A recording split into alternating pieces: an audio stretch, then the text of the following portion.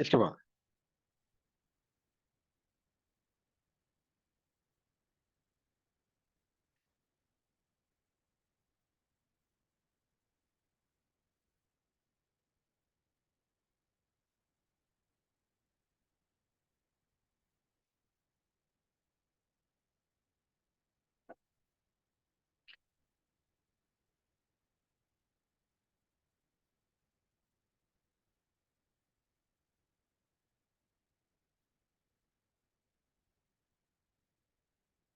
चलो, an experiment involves an experiment involves rolling a pair of dice. An experiment involves rolling a pair of dice.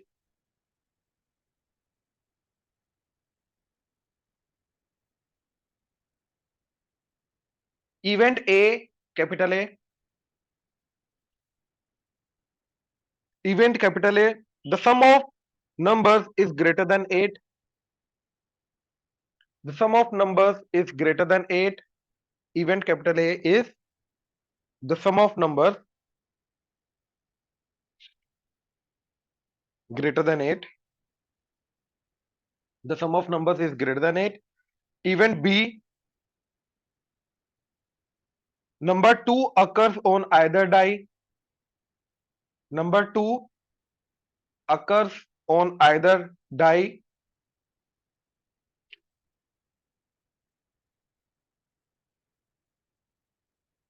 Event C, the sum is at least 7.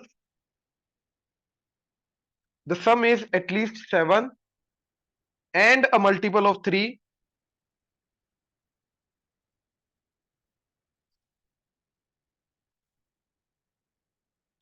Out of ABC, which pair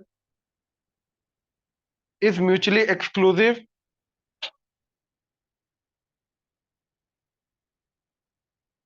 Out of ABC, which pair is mutually exclusive? ये करो, 3 pair बनेंगे A B B C ए सी. इन तीनों में से कौन सा mutually exclusive है वो बताना है. ठीक है, करो. देखो जरा, तो दो डाइस को रोल किया. सबसे पहला ए क्या है? सम इज ग्रेटर देन 8. तो या तो सम 9 आएगा, या तो 10 आएगा, या तो 11 आएगा, या तो 12, क्योंकि मैक्सिमम 6 6 12 जा सकता है. ठीक है, अब सम 9 आने के क्या क्या तरीके हैं? 3 6 4 5 5 4 एंड 6 3. ठीक है, ये हो गया. अच्छा, सम 10 आने के 6 एंड 4 5 एंड 5 4 एंड 6. सम 11 आने के 5 6 6 5 एंड 12 आने के 6 6. तो ये ए आ गया. बी, बी क्या है?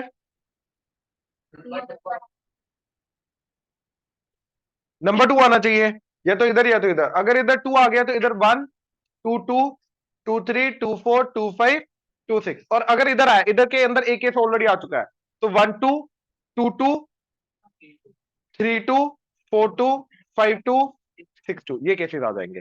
ठीक है, and C, sum is at least 7 and multiple of 3. तो यानी कि सम या तो 9 हो सकता है या तो 12. अच्छा, सम 9 का ऑलरेडी हमने ये देख रखा है एंड सम 12 को ऑलरेडी देख रखा है. तो यही वाला केस आ जाएगा 3 6 4 5 5 4 6 3 एंड 6,6. ठीक है, अब ध्यान से देखो यार, ये दोनों तो नहीं हो सकते क्योंकि ये जो चीज है वहीं से आई है. तो ये दोनों म्यूचुअली एक्सक्लूसिव तो नहीं हो सकते क्योंकि इंटरसेक्शन है इनका. ठीक है, दूसरा, अब अगर मैं इन दोनों की बात करूं, ठीक है, तो 3 6, अच्छा देखो, 3 से शुरू होने वाला तो इधर एक ही है 3 2, इधर 3 6 नहीं आ रहा. 4 से शुरू होने वाला एक ही है 4 2 एंड इधर 4 5 नहीं हो रहा. 5 4 5 2 नहीं हो रहा. 6 3 6 2 नहीं हो रहा. 6 4 नहीं हो रहा. 5 5 नहीं हो रहा. 4 6 4 2 है नहीं हो रहा. 5 6 5 2 है नहीं हो रहा. 5 6 5 नहीं हो रहा. 6 6. तो A and B are mutually exclusive. ठीक है, ये म्यूचुअली एक्सक्लूसिव है. ये क्लियर है? ठीक है, अच्छा, अब ए सी का तो हो गया, वो म्यूचुअली एक्सक्लूसिव नहीं है. ए बी का हो गया है, अब बीसी का देखते हैं। इधर इधर कम एलिमेंट है, इनके अकॉर्डिंगली देखो तो 3 6, इधर 3 के अकॉर्डिंगली क्या आ रहा है, सिर्फ 3 2 नहीं हो रहा। 5 4, सॉरी 4 5, 4 5 भी नहीं हो रहा, 5 4 भी नहीं हो रहा, 6 3 भी नहीं हो रहा, 6 2 है, 6 6 भी नहीं हो रहा। तो B and C are also, B and C are also mutually exclusive. तो बस इंटरसेक्शन देखना और कुछ नहीं देखना इसके अंदर। क्लियर हुआ? श्योर? चलो अगला लिखो जरा।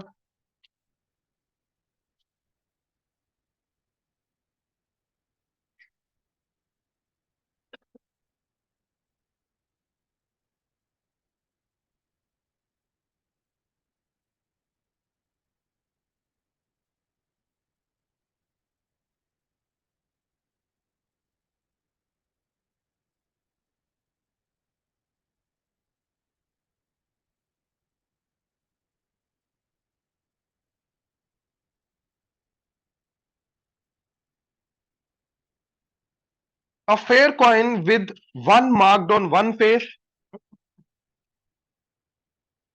a fair coin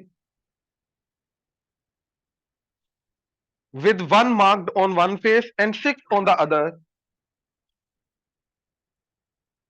and a fair die, and a fair die are both tossed. A fair coin with one marked on one face and six on other, and a fair die are both tossed. Find the probability that, find the probability that the sum of numbers that turn up,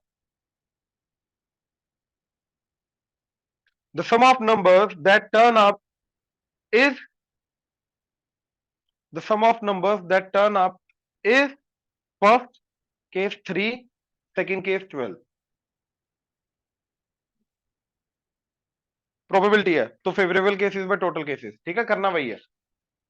simple space बना लो, उसमें से देखो।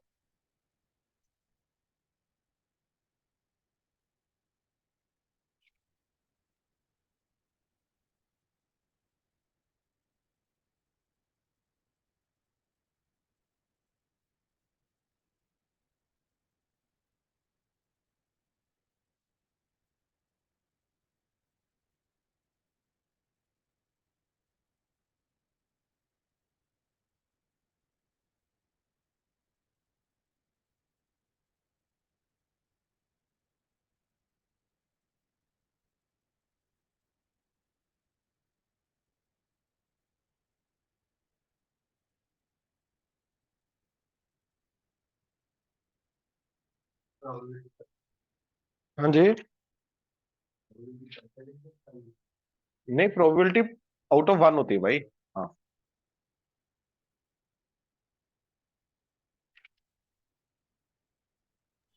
Sir दोनों part का answer 1/12 है। जी।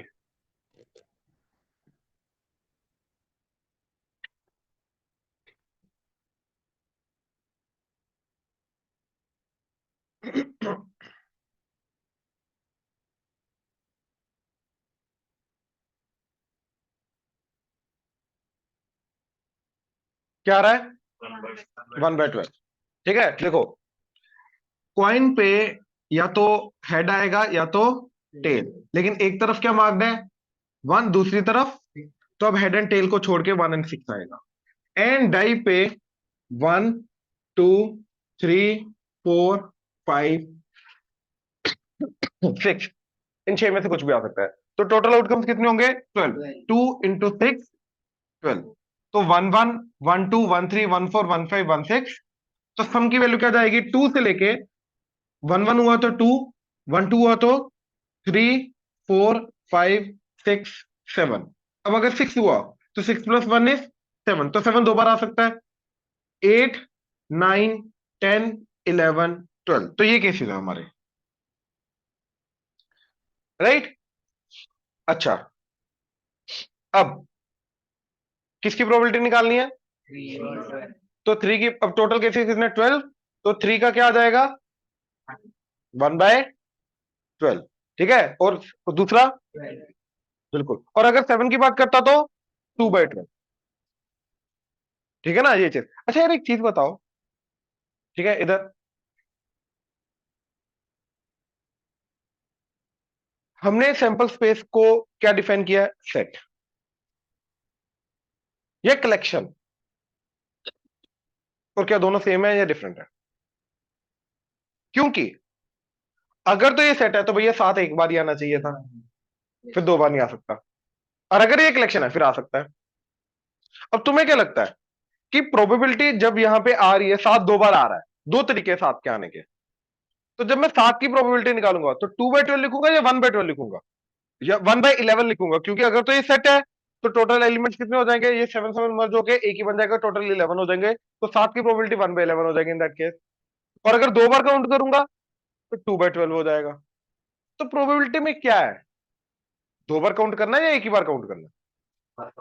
Yes, probability में दो बार count करना है, क्योंकि वहां पे फ्रीक्वेंसी मैटर करती है, कौन सी चीज कितनी बार आ रही है, उसी के अकॉर्डिंगली हमारा total number of favourable cases increase करेंगे डिक्रीज करेंगे, वही डिफाइन करता है। क्लियर हुआ? ठीक है ना? तो इसलिए ये कलेक्शन है, ये सेट नहीं है, याद रखना, there is a difference. Set की तरह लिखा जाता है but actually it's a collection जो सैंपल स्पेस होता है। ठीक है, सोच रहा है कुछ? चलो, चले अगला क्वेश्चन लिखो जरा।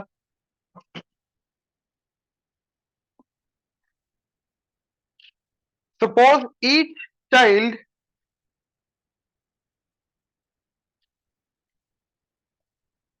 suppose each child born is equally likely to be a boy or a girl.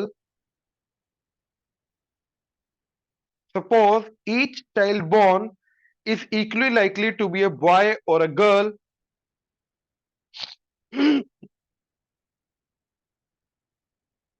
Consider the family with exactly three children. Consider the family with exactly three children.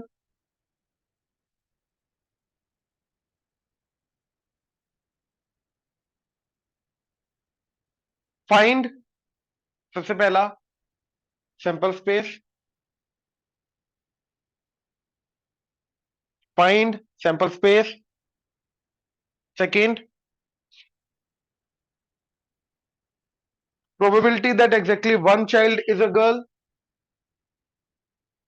Probability that exactly one child is a girl. Second, the third probability at least two children are girls. Probability at least two children are girls. Third, sorry, fourth, probability that no child is a girl. Probability that no child is a girl. तो देखो, first child, second child, third child, ठीक है? तो boy boy boy, boy boy girl, boy girl boy, girl boy boy, girl girl boy, girl boy girl, boy girl girl, girl girl girl. ये cases आ गए? क्या हो गया? कुछ तो था। चलो, फर्स्ट केस क्या है? सैंपल स्पेस हो गया। Second, one child is girl, तो ये तीन केसेस आ जाएंगे, तो 3/8। ठीक है, अगला, कम से कम दो लड़कियां होनी चाहिए, तो ये दो, एंड ये वाला केस, तो ये आ जाएगा जिसके अंदर दो लड़कियां या तीन लड़कियां। राइट, तो एग्जैक्टली चार केसेस है, तो 4/8, 1/2। अगला, नो नो चाइल्ड इज, तो वो आ जाएगा तीनों बॉयज वाला, तो 1/8। हाँ, 2 into 2 into 2, बट हमें सैंपल से लिस्ट डाउन करोगे तो तभी जाके अच्छे से पता चलेगा ना डिटेल में, कौन सा केस किस आगे प्रोबेबिलिटी में काउंट करना है, किसके अंदर नहीं करना। तो इस total number of cases count करना है फिर तो पीएनसी से कर लो, लेकिन अगर हर एक केस को डिटेल में जानना है तो फिर I would say list down करो सैंपल स्पेस पूरा।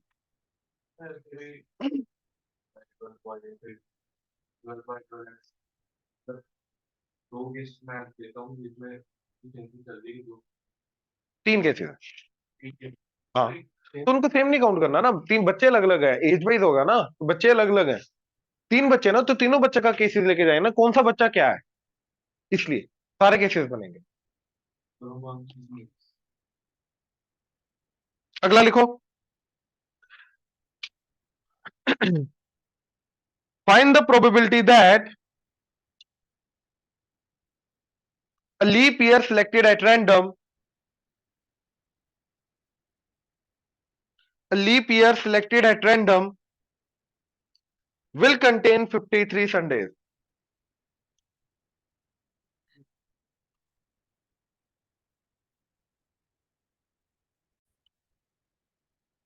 अब ये जो चीज है ना, ठीक है, इसके दोनों के अकॉर्डिंगली आंसर मतलब क्वेश्चन बन सकता है, लीप ईयर या नॉन लीप ईयर, दोनों के अकॉर्डिंगली बन सकता है, राइट। तो लीप ईयर के अकॉर्डिंगली नॉन लीप ईयर का भी तुम साथ में सोच सकते हो। अब वो बोल रहा है कि we have a leap year that is randomly selected, ठीक है, तो क्या प्रोबेबिलिटी है उसके अंदर जो नंबर ऑफ संडेज है वो 53 है, राइट। तो हमने किया 366 number of days that a leap year has, right. उसको हमने देखा कि टोटल नंबर ऑफ वीक्स कितने आ रहे हैं इसके अंदर, तो डिवाइडेड बाय 7 करके आ जाएगा 52 एंड 2 डेज, ये वीक्स आ जाएंगे। तो यानी कि 52 संडे तो आएंगे ही आएंगे। अब जो बाकी ये जो 2 दिन एक्स्ट्रा बच गए यार, ये कंसेक्यूटिव डेज है ना, राइट। ऐसा तो नहीं है एक मंडे है और एक फ्राइडे, रैंडमली तो है नहीं, क्योंकि कंप्लीट वीक्स बन गए, उसके बाद जो 2 दिन बचे वो obviously Monday Tuesday consecutive days आएंगे वीक के। तो क्या क्या ऑप्शन पॉसिबल है? Monday Tuesday, Tuesday Wednesday, Wednesday Thursday, Thursday Friday, Friday Saturday Sunday, Sunday Monday.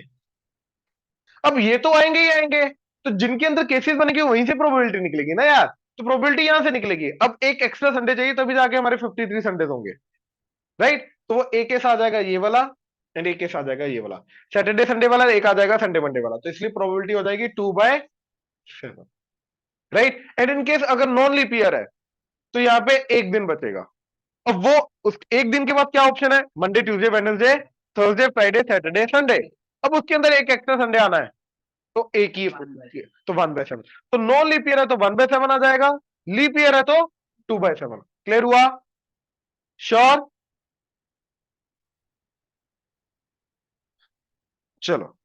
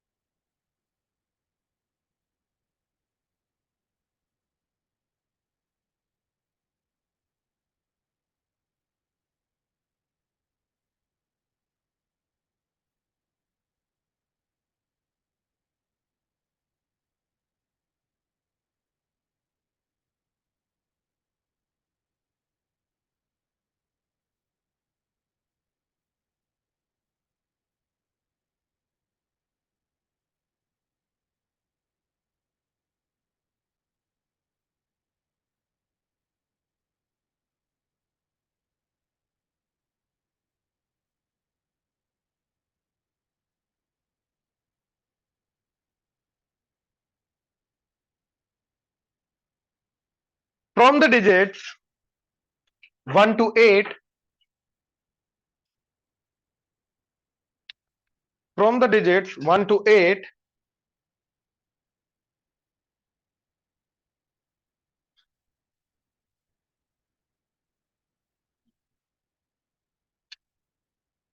a 7-digit number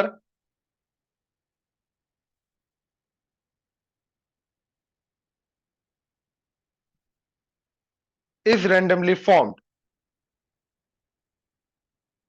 ठीक है। तो 8 डिजिट्स है हमारे पास, उनके अंदर से 7 डिजिट नंबर हमने बनाया रेंडमली, ठीक है। What is the probability that the number formed is, what is the probability that the number formed is divisible by 3? What is the probability that the number formed is divisible by 3?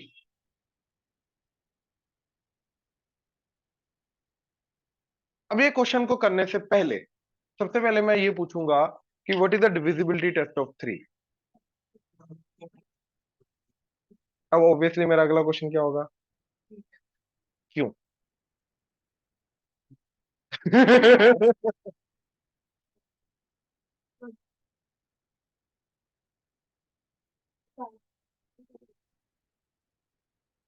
सुन लो, सुन लो, ठीक है। Again simple सा solution है, ठीक है। इसका जो reason है बड़ा सिंपल सा है।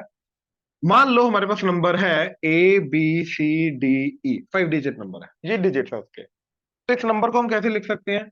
E × 10⁻�0 plus D × 10⁻1 plus C × 10⁻2 plus B × 10⁻3 plus A × 10⁻4। ये क्लियर है?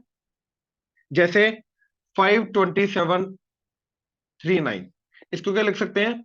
9 × 10⁻0 प्लस 3 × 10⁻1, 7 × 10⁻2, 2 × 10⁻3 एंड प्लस 5 × 10⁻4। ये पता है ना, लिख सकते हैं। श्योर? यहां पे कोई डाउट? राइट। तो ये बन गया E plus 10D plus 100C plus 1000B plus 10,000A। अब इसके अंदर से E अलग कर दिया, इसके अंदर से हमने 9D एंड D अलग कर लिया, इसके अंदर से एक C एंड 99C अलग कर लिया, इसके अंदर से एक B एंड 999B अलग कर लिया, इसके अंदर से एक A एंड 9999A अलग कर लिया। अभी टोटल बन गया हमारा A plus B plus C plus D plus E and plus बाकी सब में जो बचा, इनमें क्या कॉमन आ रहा है? 9। तो 9 टाइम समथिंग। तो यार अगर इस पूरे नंबर को 3 से डिविजिबल होना है, तो इस पूरी चीज को 3 से डिविजिबल होना है यार, ये तो होगा ही होगा क्योंकि 9 फैक्टर आ रहा है इसका, ये तो हमेशा होगा ही होगा। तो बचा क्या? ये। अगर ये चीज that is sum of digits है, अगर ये 3 से डिविजिबल हो गया तो पूरी की पूरी चीज 3 से डिविजिबल हो जाएगी। इनफैक्ट 9 का भी ये डिविजिबिलिटी टेस्ट है, क्योंकि ये चीज 9 से तो डिविजिबल है ही है, 9 कॉमन फैक्टर आ रहा है। तो अगर ये सम ऑफ डिजिट 9 से डिविजिबल हो गया तो पूरा नंबर अगेन 9 से डिविजिबल हो जाएगा। तो 3 और 9 का इसलिए डिविजिबिलिटी टेस्ट सेम जाता है। ये क्लियर हुआ? अब ये सोचो।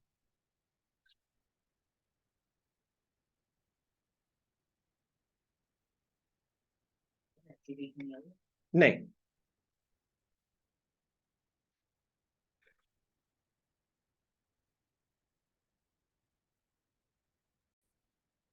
थोड़ा थोड़ा सोचा सबने? इधर देखो, 2 मिनट।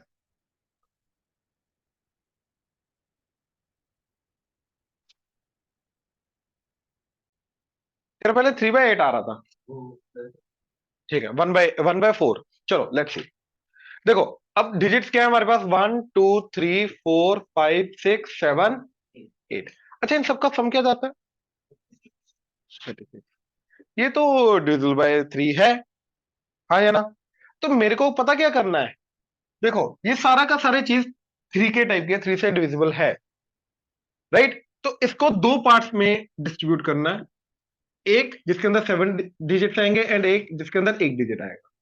अब यार अगर इनका सम 3 इंटू समथिंग टाइप का है और मेरे को जो 7 डिजिट चूज करने वो भी 3 इंटू समथिंग टाइप के होने चाहिए, तो भैया जो एक नंबर बचेगा वो भी क्या होगा?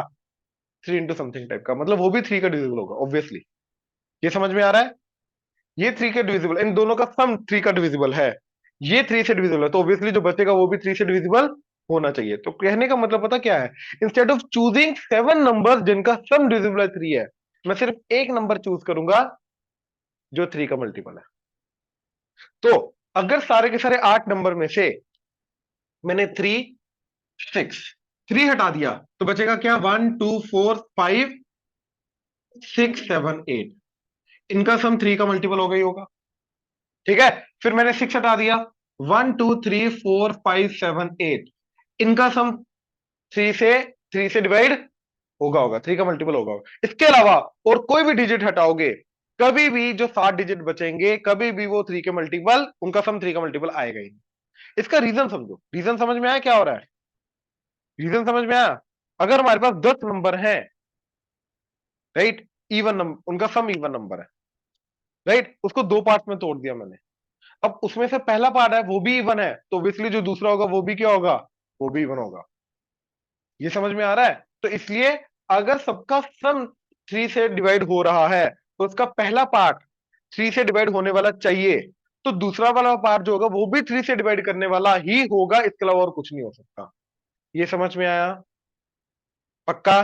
देखो रीजन नहीं क्लियर हो रहा। सर मैं ना मतलब कुछ और तरीके से सोच रहा हूँ। पहले देख, ये सबसे बड़ी गलती होती है, सर मैंने आपकी बात इसका रीजन देख क्या हो। मैंने सोचा कि 3 का मल्टीपल बनेगा, तो आपने लिखा ना ब्रैकेट्स में से। हम्म तो 3 का मल्टीपल बन जाएगा, फिर कॉमन निकाल के 3 से डिविजिबल हो जाएगा। जो बचेगा वो, बिल्कुल यही रीजन यही है, बिल्कुल। ये क्लियर हुआ। इसको मैं बेसिकली 3 into k लिख सकता हूं ना, तो इसको मैं 3 into k1 लिख सकता हूं। जो बचेगा ऑब्वियसली इसको इधर आके 3 कॉमन आ जाएगा ना, तो ये भी 3 का मल्टीपल होगा। कहने का मतलब ये था पंगा। अच्छा चलो पहले ये सोल्व कर लेते हैं। तो मेरे पास क्या क्या केसेस बने। एक ये वाला केस बना कि इनको यूज करके 7 डिजिट नंबर बनेगा, एक वो केस आ जाएगा। और इनको यूज करके 7 डिजिट नंबर बनेगा, तो इनको यूज करके 7 डिजिट नंबर क्या बनेगा, 7 फैक्टोरियल। इनको यूज करके क्या बनेगा, 7, तो प्लस तो ट्वाइस ऑफ 7 फैक्टोरियल आ गया, हाँ है ना। और टोटल केसेस कितने पॉसिबल है, 8C7 into 7 factorial. Total cases तो ये है ना, 7 डिजिट नंबर बनाना ना। टोटल 8 डिजिट है, 8 डिजिट को यूज करके 7 डिजिट नंबर बनाना, तो क्या आ जाएगा, पहले 8 में से हमने 7 डिजिट चूज किए और फिर उनको 7 फैक्टोरियल कर दिया। क्यों, प्लेसेस कितने हैं,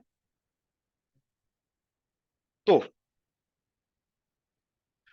बोल तो सही रहा है लेकिन मेथड गलत है तेरा। रीजन, क्योंकि पहली जगह पे कितने ऑप्शन हैं, 8, अगले में 7, 6, 5, 4, 3, 2, 2 पे रुक जाएगा, लेकिन इनका प्रोडक्ट तो क्योंकि लास्ट में 1 हो चाहे ना हो आएगा, तो 80 फैक्टोरियल। तो बोल तो सही रहा है लेकिन तेरा मेथड गलत था, बात समझा।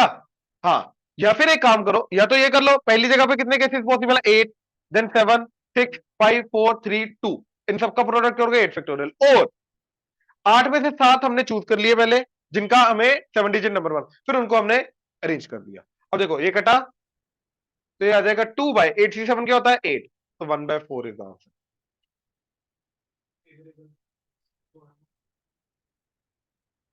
भाई 7 डिजिट तो चूज कर लिए, ये तो पहले हमने डिविजिबिलिटी का देखा हमने, उसके अकॉर्डिंगली ये 7 डिजिट आगे, और ये अब ये 7 डिजिट को यूज करके 7 डिजिट नंबर बनाना ना, 7 फैक्टोरियल। इसका और दिस, तो 7 फैक्टोरियल, 7 + 7 ट्वाइस ऑफ 7 फैक्टोरियल। ये क्लियर है भैया। मेन क्वेश्चन ये नहीं है, ये एक्चुअली इजी क्वेश्चन है। मेन क्वेश्चन ये जाएगा कि जब ये वाला सम जो है वो 3 का मल्टीपल ही नहीं है, तब मजा आएगा। ठीक है, अब जैसे 1 to 7 क्या सम होता है, 28, 28, 7 into 8, n into n+1/2 ना, तो 7 for the 28, तो 28 वैसे भी 29 प्राइम नंबर है, राइट। और n into n+1/2 के अंदर n into n+1 आएगा, तो दो फैक्टर तो आएंगे आएंगे, तो प्राइम नंबर हो ही नहीं सकता। ये समझे, कोई भी फर्स्ट n डिजिट्स का सम, फर्स्ट n नेचुरल नंबर का सम कभी भी प्राइम नंबर नहीं आ सकता। ये क्लियर है, क्यों, क्योंकि पहले n नेचुरल नंबर्स का सम क्या होता है, n into n+1/2। तो भैया n और n+1 फैक्टर आ गए ना, तो प्राइम नंबर हो ही नहीं सकता वो तो पहले n नेचुरल नंबर्स का सम कभी भी प्राइम नंबर नहीं आ सकता।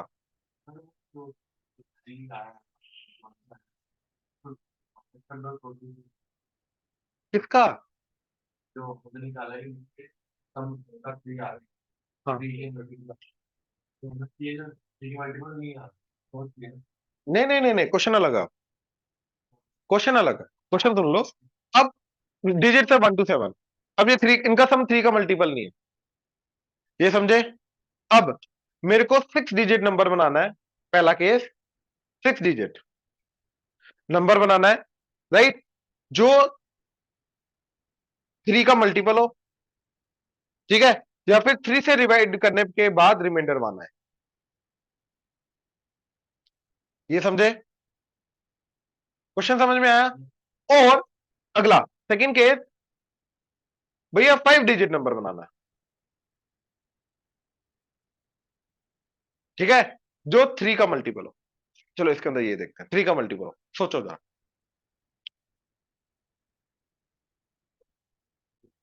हाँ जी, क्या बोल रहे हो, और डिजिटल में अलग अलग। अच्छा देखो देखो देखो देखो,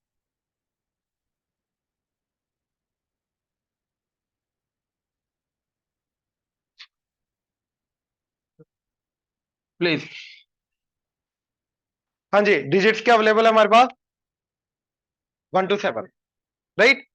अब 1 to 7 के अंदर हमने ये देखा कि जो सम है वो जा रहा है 7 into 8/2 28, यानी कि ये है 3 into समथिंग प्लस 1 टाइप का। हाँ, है ना, 27 + 1 ना, तो 3 से डिवाइड होके रिमाइंडर 1 आ रहा है, राइट।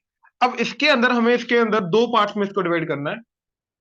पहला पार्ट 3 का मल्टीपल होना चाहिए, ये समझे। तो जो सेकंड पार्ट बचेगा ये क्या हो सकता है, इसका रिमाइंडर 1 आएगा। ये 3 into समथिंग +1 टाइप का होगा।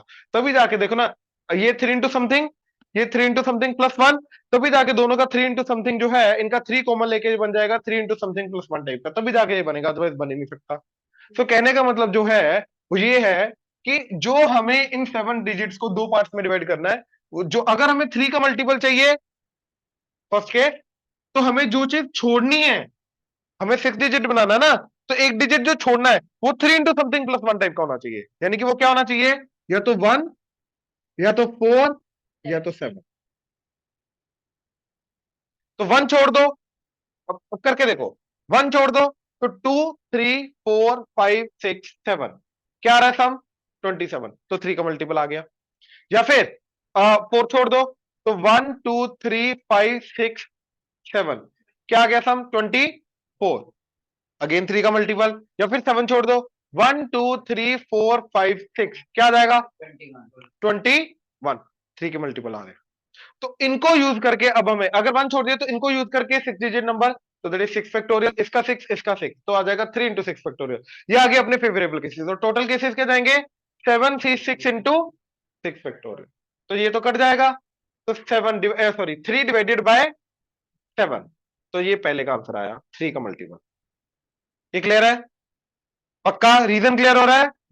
अगला, अब 3k + 1 टाइप का होना चाहिए। अब ध्यान से देखो कि अगर ये 3k + 1 टाइप का होना चाहिए तो ये 3k टाइप का होना चाहिए, ऑब्वियसली। हाँ, है ना। तो बेसिकली 3 का मल्टीपल हटाना है, तो क्या क्या हट सकता है, या तो 3 या तो 6। अगर 3 हटा तो बाकी 6 डिजिट को यूज करके बनेगा 6 फैक्टोरियल, और अगर 6 हटा तो बाकी 6 डिजिट को यूज करके 6 फैक्टोरियल, तो 2 into 6 factorial divided by 7c6 into, ये कटेगा तो 2/7 इज द आंसर। तो पहले में 3/7 इसका, एंड इसका 2/7, क्लियर है, श्योर। अगला, अब 5 डिजिट नंबर बनाना है।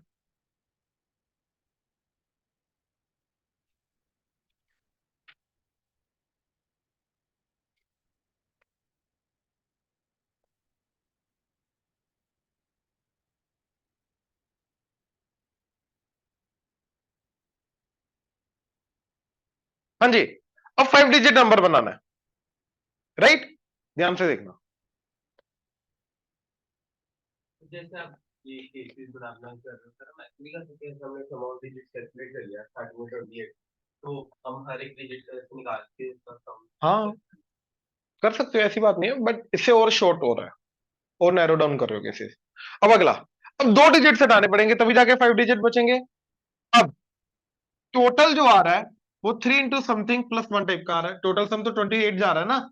अब इसके अंदर से 5 डिजिट्स एंड 2 डिजिट्स को करना है अलग अलग। अब जो 5 डिजिट बचेंगे वो 3k टाइप के होने चाहिए, हाँ है ना। तो जो 2 डिजिट बचेंगे वो उनका सम 3k + 1 टाइप का, यानी कि 2 डिजिट ऐसे चूज करना है जिनका सम 3 से डिवाइड करने के बाद रिमाइंडर 1 आए। तो 1, 2, 3, 4, 5, 6, 7, तो 1 का क्या क्या पॉसिबल है, देखो ऐसे कौन से नंबर पॉसिबल है, राइट, 4, 1, 4, 7, 10, 13, 3 3 ऐड करते रहो, 16, सॉरी, हाँ 16, बिल्कुल 16 है, 15 से डिवाइड कर 15 + 1 आ जाता है, 3 into समथिंग +1 एंड 4, ठीक है। अच्छा, अब क्या जा सकता है, 1 का 1 के साथ तो आ नहीं सकता, राइट, तो 1 2 1 1 3 आ गया, 1 3 आ गया। अच्छा, 1 एंड 6 आ जाएगा, दैट्स इट, 1 का यही है। अब 2 का, 2 नहीं, 2 4 2 5 7 आ गया, ठीक है। इसके बाद 2 6 8, नहीं, 2 7 9, तो नहीं। 3 का, 3 का आएगा, 1 के साथ ऑलरेडी कर चुके हैं, 3 का आएगा 3 4, 3 एंड 4, 3 एंड 4, 3 एंड 4, उसके बाद आएगा 3 एंड 7। अच्छा 4 का पीछे नहीं करना, आगे आगे करना, क्योंकि पीछे ऑलरेडी हो रखे हैं। 3 एंड 5 होता है 8, 8 नहीं होता। अच्छा 4 का 4 5 नहीं नहीं, 4 एंड 6 यस, 4 एंड 7 नहीं, 5 का 5 एंड 6 11 नहीं, 5 एंड 7 नहीं, 6 एंड 7 13, तो बिल्कुल। तो ये केसेस बने। अब इस केस के अंदर क्या है कि 1 एंड 3 छोड़ना है, तो बाकी जो बचेगा वो 3 का मल्टीप्लाई आएगा। तो 1 एंड 3 छोड़ के कितने 5, तो उसका बन जाएगा 5 फैक्टोरियल। ऐसे सबका 5 फैक्टोरियल बनेगा। तो 1 2 3 4 5 6 7, तो 7 into 5 factorial is the required favourable cases. ये क्लियर है? अब टोटल केसेस कितने आ जाएंगे? 7C5, 7 में से 5 चूज किए इंटू 5, ये कटा, ऊपर 7 नीचे 7C5 कितना होता है 7 फैक्टोरियल, 5 सॉरी नीचे आएगा 5 फैक्टोरियल 2 फैक्टोरियल, ये इसके साथ कट के 7 इंटू 6, 7 7 कटा 2/3, 2/6, तो आंसर इज 1/3। क्लियर हुआ क्या किया? मेथड क्लियर हुआ? गुड। ये क्वेश्चन आउट ऑफ लाइन था, मतलब ये स्कूल से कोई लेना देना नहीं है, बट सोचने वाला था इसलिए दिया था। ठीक है, अगला क्वेश्चन लिखो जरा। On her vacation, on her vacation Veena visit 4 cities ABCD। On her vacation, Veena visits 4 cities ABCD in a random order. Veena visits 4 cities in a random order. ABCD in a random order. What is the probability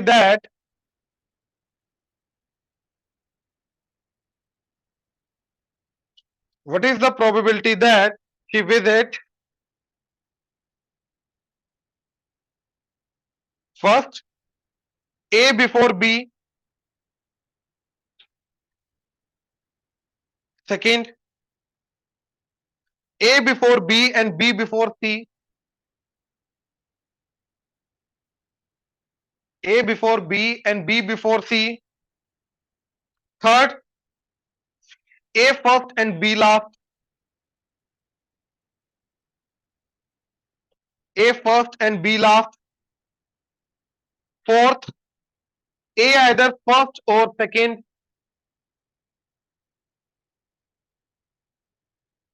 A either first or second,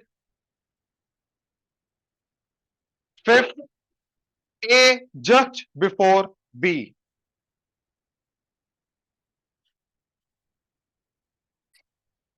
first case क्या है? अच्छा total cases क्या रहेंगे? 4 factorial, that is किसी भी order में visit कर सकते हो, राइट? अब फर्स्ट केस क्या है? अब देखो ए पहले होना चाहिए बी से, अगर ए इधर है तो बी के लिए 3 केसेस, इधर इधर इधर, क्या 3 फैक्टोरियल, ये 3 केसेस आएंगे, लेकिन इसके साथ साथ बाकी 2 को तो अरेंज करना है, तो उसका एक्स्ट्रा 2 फैक्टोरियल आएगा। ये समझे? मान लो ए इधर है बी इधर है, तो बाकी 2 का 2 फैक्टोरियल, ए इधर है बी इधर है तो बाकी 2 का 2 फैक्टोरियल, ए इधर है बी इधर है तो बाकी 2 का 2 फैक्टोरियल। तो 3 केसेस एंड हर एक का 2 फैक्टोरियल, तो 3 इंटू 2 फैक्टोरियल। अब अगर ए इधर है तो बी इधर, तो बाकी 2 का 2 फैक्टोरियल, ए अगर इधर है एंड बी अगर इधर है तो बाकी 2 का 2 फैक्टोरियल, तो 2 इंटू 2 फैक्टोरियल। ए अगर इधर है तो बी के पास यही केस पॉसिबल है, तो 2 फैक्टोरियल। तो टोटल ऐड करके 2 फैक्टोरियल को बना के 1 + 2 + 3 बन जाएगा 6 into 2 factorial, that is 12। Total 24, तो 1/2। यार ए इधर तो बी इधर, तो बाकी 2 का बाकी 2 को भी तो अरेंज करना 2 फैक्टोरियल, ए इधर बी इधर तो बाकी 2 का 2 फैक्टोरियल, ए इधर बी इधर बाकी 2 का 2 फैक्टोरियल। अच्छा मेरे को एक चीज बताओ प्लीज, इधर इसका एक सिंपल सोल्यूशन बताता हूं। नहीं, पहली बात तो उसने बोला है ए और बी इकट्ठे होने चाहिए, तो ट्राई कर नहीं सकते। अच्छा अब मेरे को एक चीज बताओ, ठीक है ध्यान से, जितने भी टोटल केसेस आए इनके अंदर 2 केसेस पॉसिबल है, या तो ए बी से पहले होगा या तो बी ए से पहले, ये केसेस पॉसिबल है। अब यार ऑब्वियसली ए एंड बी को अगर मैं इंटरचेंज करूंगा तो टोटल केसेस के अंदर कोई फर्क नहीं पड़ रहा, सारा का सारा वही केसेस बन रहे हैं। तो इसका मतलब ये है कि ये ए एंड बी के अबाउट सिमेट्रिक है, मतलब जितने केसेस ए एंड बी के बनेंगे उतने केसेस बी एंड ए के बनेंगे, आधे आधे, क्योंकि आधे केसेस में ए बी से पहले होगा, आधे केसेस में बी ए से पहले होगा। हमें ए बी से पहले वाला चाहिए तो आधे ही केसेस होंगे, तो 1/2 ही प्रोबेबिलिटी आनी थी इसकी। ये इसका क्विकली करने का तरीका, समझ आया? बट स्कूल में तुम्हें इसी तरीके से करना, ठीक है, ऐसे प्रॉपर लिस्ट डाउन करके। सेकंड क्या है? तो ए इधर, बी इधर, केसेस बनाने एबीसी के, ठीक है। तो क्या केसेस आएंगे? चार, चार केसेस आएंगे। कैसे?